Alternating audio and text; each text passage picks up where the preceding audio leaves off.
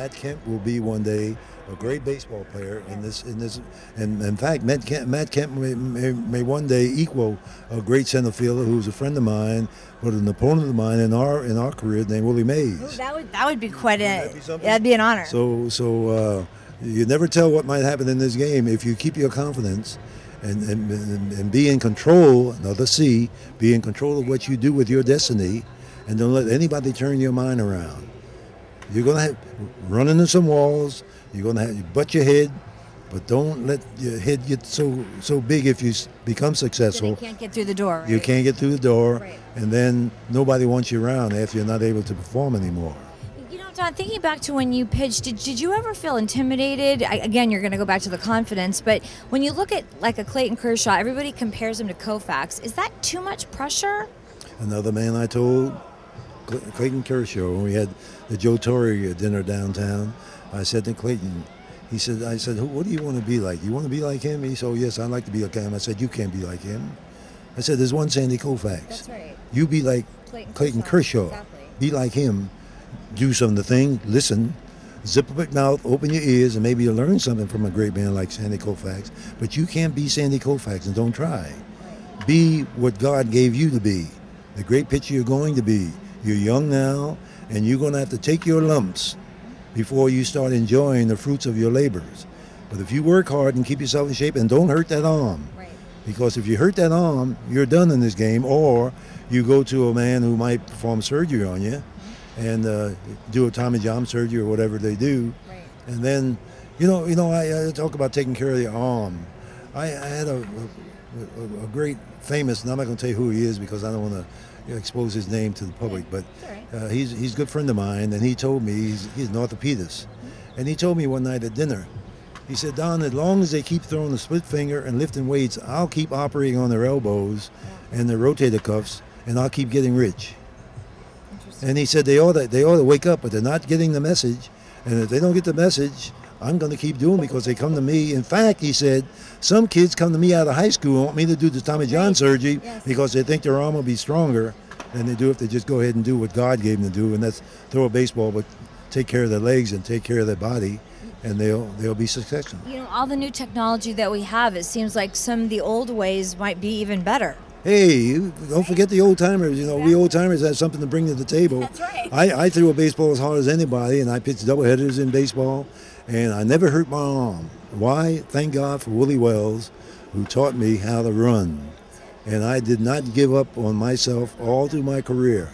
And I ran. I had the reputation of being crazy sometimes in running as much as I did, but I never hurt my arm. That's the most important thing. And that was the important thing. You know, when you look at players today and you recognize the way that you played, is there something? What's the biggest piece of advice that you can say? You know, this was my experience. You have to go through it yourself, though. Can you ever tell them, or is it something they just have to go through to kind of go through the bad times to maybe get to a better time?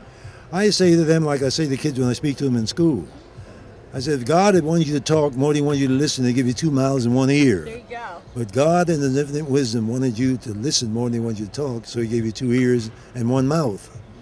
And now, why don't you get the message? If you can't get it from that, I don't know where you're going to get the message from. Yeah. So why don't you do that? Just shut up your mouth, zip it up, and open your ears, and maybe you just might learn something from somebody who might be a little smarter than you are. Like the teacher in school, for instance. Right. That teacher's there for a reason. I have a son that's a teacher, and he teaches in Birmingham High School out in Encino. Okay. Right by my house. Special education. Okay. And he's telling these kids what I told him to tell these kids in this classroom. And now he's getting high marks from all of his superiors about the job that he does with kids in special education. Excellent. When you pitched, did you ever feel, when you were fatigued, very tired, how did you deal with that? Because this is such a mental game on top of being a physical game. You're going to get tired. You're human. Right. But if you're in condition, how tired can you get? You pitch 9 innings, you don't pitch again for another 3 or 4 days. What do you do in the meanwhile when it's your turn to pitch? What do you do in those 3 or 4 days? In between, you work harder than you do when you're on the mound. That's why you go out there prepared. That's it. You concentrate, and you condition yourself. and you go out there and you're ready to perform and do your job that you're getting paid to do. And my God, why would anybody today, with the money that is available to them, why would they jeopardize in hurting the arm that they need to extend that career?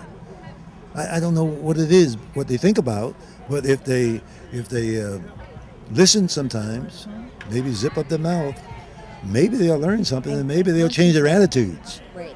And the attitude is a big thing in baseball too. You got to change that, and if they do, a lot of them will be successful. What kind of things do pitchers think about when they're out there on the mound? Think about that hitter with the big bat in his hand. I hope so. I had to face guys like Joe DiMaggio and Ted Williams and Willie Mays and Hank Aaron. What did you think when you saw those guys come up to the plate? Please don't let them hit that ball back at me, please. And I got hit many times with line drives. But God, when Willie Mays came up, the way he swung the bat, and how hard as he hit the ball, if he ever hit the ball back at you, what are you going to do? You either duck or pray to God, please don't hit me between the eyes. Yeah. Yes. I don't think any pitcher likes it when a manager comes up and takes the ball out of his hands. But do you think that's the manager's job to say he's had enough? I know it's a manager's job. That's why the manager's there. That's right. Somebody's got to be the boss. Somebody's got to make these decisions. Right. And that's what he's there for. That's what they pay him for. Is that frustrating when the managers have a pitch count and they're counting things and you're just out there trying to throw? I don't know anything about pitch count. Okay. I pitched doubleheader one day in Philadelphia, and I'm not thinking about pitch count. When did that All I want to do is win. When did that come into play that became so important, counting the pitches? Well, it was in 1950. Our statistician who was up in the press box, he counted my pitches in that first game against the Philadelphia Phillies, and he said, Don, you threw 83 pitches tonight. But what did that get me? I got to the dugout, and our manager said, you're big and strong, why don't you take the second game too? So I pitched 7 innings the second game. And it was taken out for a pinch hit in the 8th inning. I was losing 2-1. But Jackie Robinson hit a home run in the 9th inning. We won the game 3-2 with a man on. How tired were you at the end of that game? Do you remember? I took my regular turn. Sure, what are you talking about? You don't get tired. Yeah, well, you did get tired, that's for sure. We didn't make any money either. We got out there because it was the only job we had, and I didn't know what I would have done without baseball. I don't know what I would have done. I don't know what we would do without you here because, as I said, you mentor so many of these young guys, and you remind them too to sign for the fans. I love that about you because you remind them to stay grounded. Well, I think they ought to keep their feet on the ground. I think that's important because remember, you can only be a great for so long in this game, and then your career is going to come to an end. You're lucky. You're very fortunate if you make 6 or 7 years in this game, and 10 years you're a really veteran, and then they get to the Hall of Fame. And all that goes with that, fame and fortune. I think it's important that they pay attention to the fans. We have the greatest fans in the world here in Los Angeles. We sure do. And I hope the Brooklyn Dodger fans don't hear me say that, but if you broadcast to Brooklyn, just say... We're not going to New York, Don. Well, New York, so we stay in L.A. Yeah. But they are the greatest fans in the world here in Los Angeles, and they come out to see us play, win or lose. I hate to see them boo, but they're right to do that if they want to do it. That's true. That's true. But our guys out here, they work hard, they play hard, and I like the fact that they do keep their heads together. They're not arrogant, and they're here for the fans that support them so much. They love the Dodger fans, and I haven't found a player yet that didn't love the Dodger fans. Right. Or you got some rockheads that are fans, but they're not many here, and we enjoy playing here. I know I enjoy being here. This, Maria, is my 54th year as an employee of the Dodgers. Amazing. As a baseball player and as a front office executive. And I now am the highest ranking black man in the Dodger history. Wow. And Frank McCourt made me that 2 years ago when he made me the special advisor to the chairman of the board. And now you're talking to an executive for the Dodgers, not some ex-baseball player. So what you say to this executive. The executive and the thank you from the President of the United States. It doesn't get any bigger than that. That's right. Don't forget.